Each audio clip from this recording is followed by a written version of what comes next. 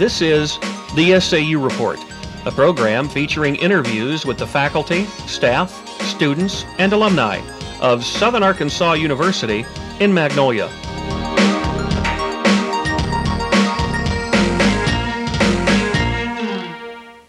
Mr. Makia, could you please describe your educational background to us? Well, I started my education in Cameroon. As you said, I came from Nigeria, but grew up in Cameroon. Much of my education was in Cameroon. Went through elementary school, secondary school, advanced level, what we call advanced level studies, almost like junior college here. And then came over to the United States, where I attended UAPB, University of Arkansas at Pine Bluff. Had my BA in English, and then went to Arkansas State University, Jonesboro, and had my master's in English. Okay, what part of Africa is Nigeria located? Nigeria is basically in the west part of Africa, called Western Africa, right by the coast of the Atlantic Ocean. And could you describe, like, the cultural, what do people wear in the, what is the landscape like? We have basically two basic types of landscape. One is mostly desert-like, it's desert because we have the Sahara Desert up north, northern part of Nigeria.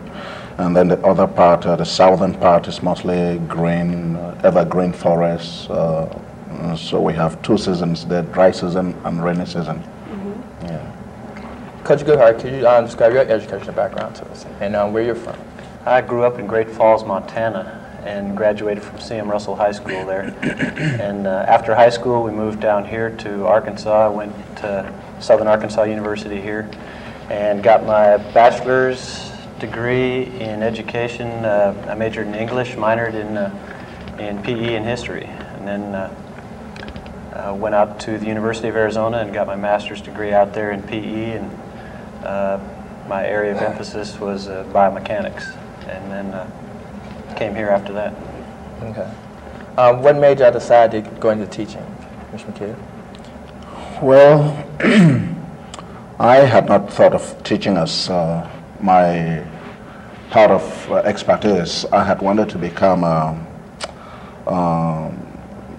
foreign language specialist with an attachment in the foreign embassy. So basically I came to the United States to study languages. Unfortunately, UAPB did not have majors in those languages, and so I decided to go into English and maybe do something in teaching. But I took some of the foreign language courses, but it wasn't enough for my initial interest. Coach Goodheart? I really don't know if I just made a conscious decision to teach. It just seemed like the thing to do. I just kind of went into it and always had it in mind that that was what I was gonna be doing when I graduated. I didn't think of doing anything else really, and just really hadn't dawned on me, or I thought about anything else to do except to play pro baseball. And you don't really choose to do that. They choose you, so yeah. They didn't choose me, so I fell back on what I was going to do next. What qualities do you think both of you have that make you such an effective teacher? Well, for me, I think I possess special qualities. I don't know whether they're God-given or just came out with time. One of those qualities is the desire to do my job the best way that I can. My other quality is my perception to students' needs. So I often make sure that I try to understand my students a little more beyond just the academics. So do you feel some athletes, just all they care about is athletics, they don't care about education? Well, in some of my classrooms, I've had that type of experience. Not many, but there are quite a few who have this fantasy of becoming professional athletes, becoming professional baseball players or basketball players or football players, and that they seem to let their academic dwindle and just fall by the wayside. There's that belief that I'm going to be a pro basketball player or a pro football player or pro baseball player, not as thinking that it is necessary for them to carry on with the athletic part of, academic part also. So some do have that fallback and a sense of relaxation. Do you think the teachers are too harsh on these athletes whenever they miss a class to have to go to a game or something like that? Some teachers get very upset and really dock their grades. And some teachers kind of take it lightly because they know that the athlete's trying to balance their life like that. Do you think some teachers are just way too harsh? Well, I think a few are pretty harsh, you know, and I can understand why, because I'm teaching some of these same people. And it's a hassle and, you know, and that kind of thing, but at the same time, there are a lot more instructors that are sympathetic to what the athlete's going through, trying to do both things, and what you mentioned before about some athletes being having the one-track mind and going to be a pro athlete and forgetting about the academics. That contributes to some of the harsher treatment by some of the instructors. And I don't think there's a lot of instructors that are really hard on the athletes, and there are a few that are tougher than others, and that's just the way it is. Yeah. Do either one of you have a philosophy when it comes to athletics or teaching or just anything like In general? that? In general. Well, as far as academics are concerned, and I think, as you asked earlier, academics and athletics, I think these two go hand in hand. It's always a spirit of competition to be the best that you want to be in either athletics or academics, or both as students. And so it's important that a student defines himself or herself, what he or she wants to do to accomplish, and set a very high goal. Many times we set very low standards for ourselves, and when we have those low expectations, we maybe not aspire to the highest level that our own potentials can carry us. So it's always essential that a student starts school. Sometimes, most of our kids wait until they're in college, then they start searching who they are or where they want to go. But in my country, we have a different method of education that starts right from the elementary school to the high school to the advanced level. During that time, a student has basically defined himself or herself. Of course, there are a few changes here and there, but I think a student should set very high goals for himself or for herself, and that's a much better way to go to achieve. Coach Goodheart, do you have any philosophy? Gosh, I agree with Mr. Makia in that I think athletes and students need to set high goals. I think that education or academics and athletics can go hand in hand. Most of the time there's a pretty high correlation between your athlete's performance on the field and also their performance in the classroom, at least conduct-wise and enthusiasm and so on.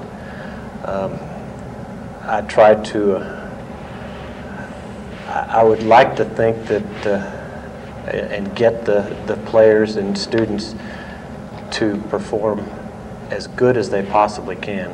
I think it's a sin if they don't use what God gave them to the utmost of their ability, and we see so many people that just go through the motions and don't have all kinds of athletic ability or all kinds of academic ability, and just go through the motions and slide by. And then you see a lot of times the guys that aren't blessed with great ability that just do amazing things, just because they have different qualities, work habits, enthusiasm, want to. So I like to see the people just get as close to their ability, their God-given ability, as they can get to. Okay. Recently, I've been hearing on television they talk about the color barrier, really, in athletics and in education. Do y'all think there is a color barrier? Do you think athletics help demolish some stereotypes, or does it create some stereotypes? You don't want that? You're a little more exposed to that. Oh, boy, that's tough. It probably does both. I don't mean to straddle the fence on that, but I think it does. It does probably. Boy, that's a tough question. I think probably more than not, it breaks down barriers. Yeah, that's right. I think it does, because you're performing with the. I know coaches. 90% of the coaches that I know could care less about what color, and a lot of them don't even know how many Indian, black, white athletes they have on their teams.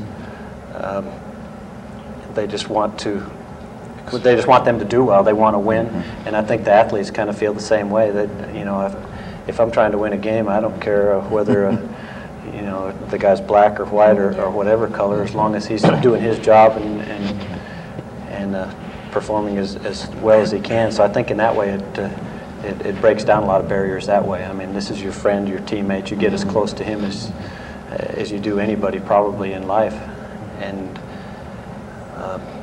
so it works to benefit that way. And there's no it doesn't matter if you're black or white, just or Chinese or whatever, as long as you can perform that skill or do that. Most people don't care. And I'd like to add something to that also, that as Coach Goodheart just said, I wish if there could be some lessons for us human beings to learn. I think we can learn more from the athletic world. Yeah. That there is much more togetherness among the athletes and their coaches and their teams. If you watch any ball game, for example, you see there's a lot of hugging and cheering for your home team, or for your fans are cheering for you regardless of what color you are. If Michael Jordan is slam dunking, the white supporters are cheering, the Indians are cheering, in fact the Japanese are cheering. Yeah, everyone. So I think we can learn a lesson from the athletic world, and if we could do that, I think there will be a little more closing of that barrier, of that color barrier. See, I've noticed in the classrooms, if you have a white teacher, then black students say, well, he doesn't like because I'm black. If it's a black teacher, he don't like me because I'm white. Have y'all been faced with this type of situation where students tend to think that y'all favor another race instead of being open, being equal?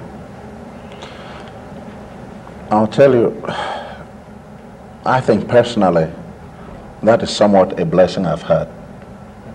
First, being from Africa, with a somewhat heavy accent,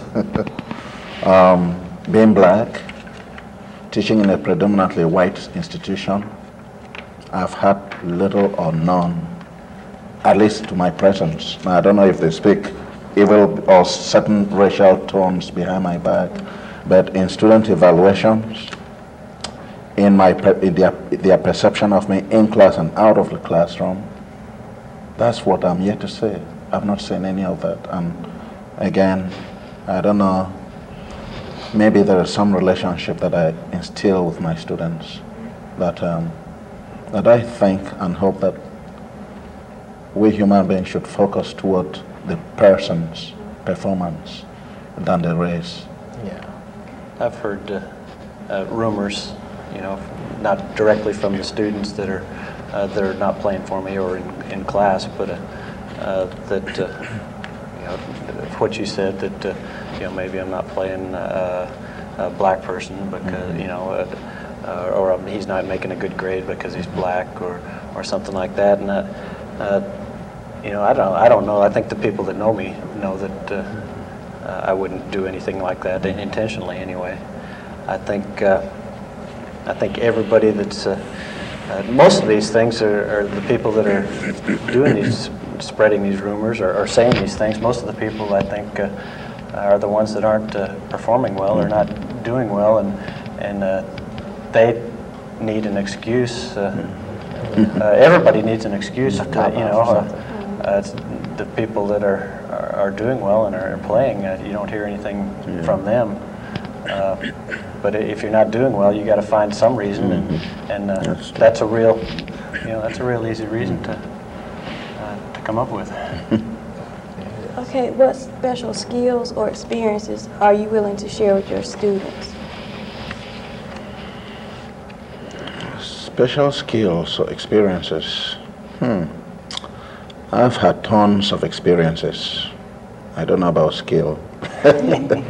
But I've had a lot of experiences that sometimes I do share with my students. And some of them learn from that experience. Especially, I'll give you an example.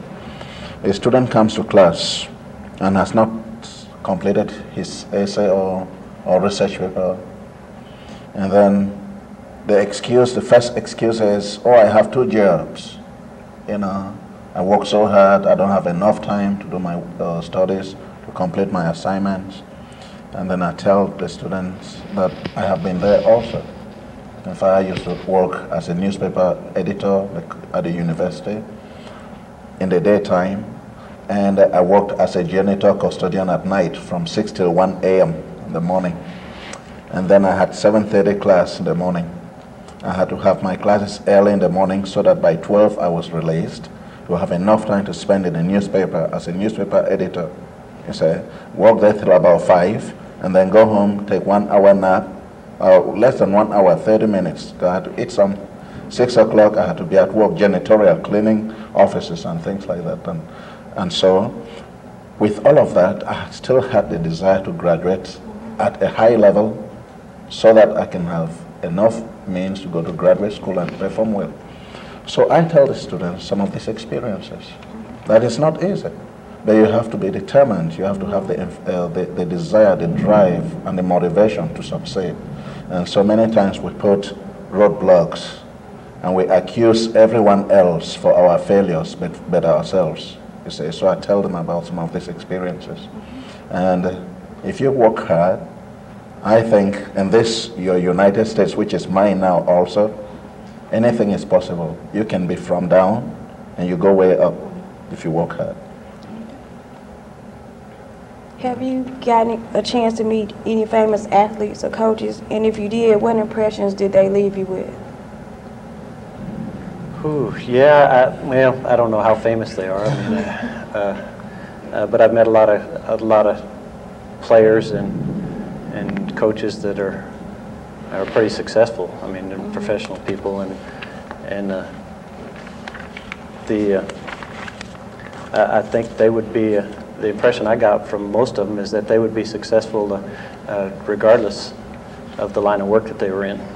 And I think that people like the president of some of the businesses would be, just from what I've seen and heard of them, they would be successful as college coaches and managers too. I think the guy that comes to mind right now recently is Terry Francona, who was a baseball player when I was a graduate assistant at Arizona. And he was a good player, nicest guy as you'd ever want to meet. And you know, would trade T-shirts and that kind of thing. Just a great guy, fun guy to be around, a good sense of humor, didn't think too much of himself. And next thing I know, I look in the paper last summer and he's hired as the manager of the Philadelphia Phillies. And I'm thinking, wow, I traded T-shirts with this guy. And probably the same qualities he had then, he has now. He could speak to people, relate to people, but got the most out of the ability that he had then, and is doing the same thing now. Being college, both of y'all being college graduates, has the importance of having a college education taught you in life? What effect has it had upon you? And what can y'all tell the students, college students now, that will help benefit them in the long run? Well, for me, as I said a few minutes ago, when I was in college trying to get an education, I had to work and worked hard. But what type of job did I have? The job as an editor of the college paper merely paid my tuition. And work as a janitor was what actually brought food to my family. I had a wife and a little daughter was coming up. But how much was I paid as a janitor, as a custodian? It was not much, just enough to get by. But I used that means to have an education, a college education, and that was an inspiration. And so what I would like to tell, and I often tell my students, is that it's not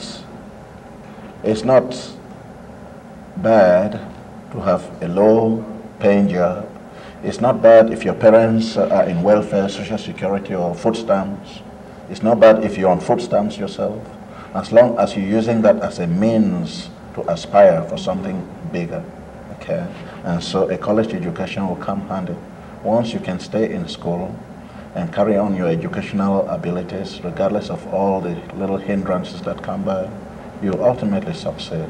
And when you succeed, the sky is the limit. You can have a better paying job, you can have a little more content with yourself. Coach, go ahead. Same thing with, for me, I've gotten a lot more options.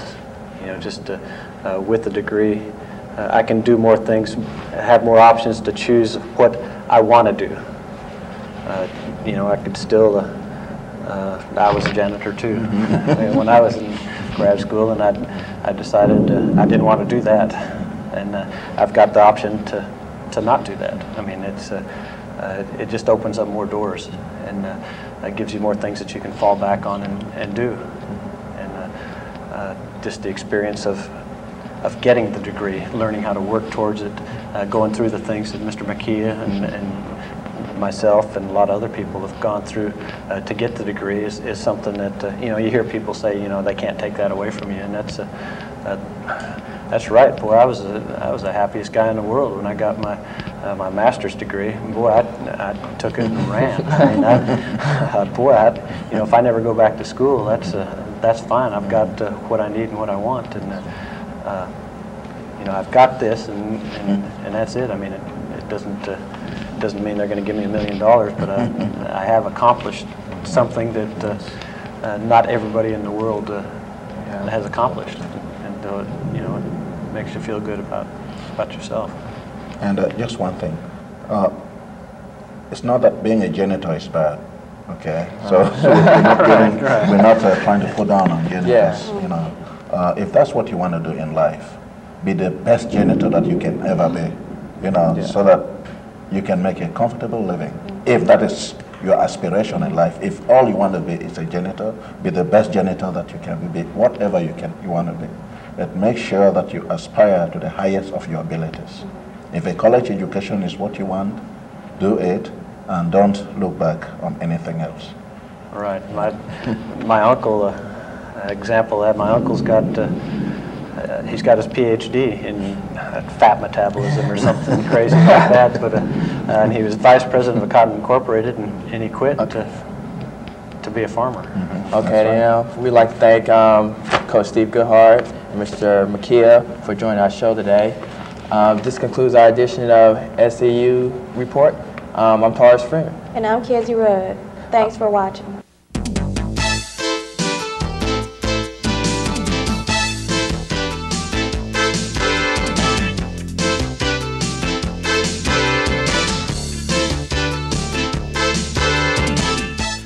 The SAU Report is a production of broadcast journalism students in the Department of Theater and Mass Communication at Southern Arkansas University in Magnolia.